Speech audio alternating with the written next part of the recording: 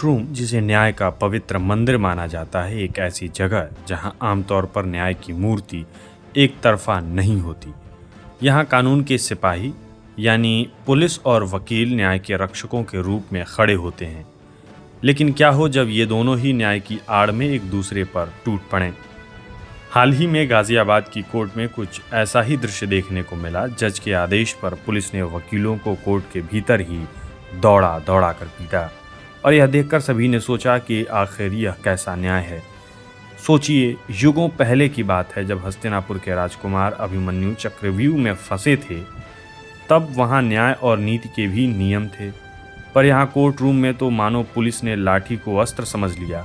पहले वकील बहस करते थे और पुलिस उन्हें सुरक्षा देती, लेकिन आज लाठी का असली उपयोग न्याय के रक्षकों पर ही हो रहा है। शायद ये घटना याद दिलाती है कि युग बदलता है लेकिन युद्ध की शैली नहीं।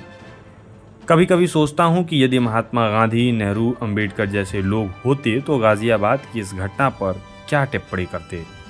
शायद गांधी जी कहते, लाठी भी सत्याग्रह का हिस्सा है, लेकिन इसका स्थान सत्य की रक्षा है, न कि सत्य के रक्षकों पर प्रहार। लेकिन शायद आज के दौर में यह सत्याग्रह शब्द भी कानून की किताबों में सिमट कर रह गया है। हाल ही में सुप्रीम कोर्ट ने न्यायपालिका की मूर्ति पर आंखों से पट्टी हटा दिया।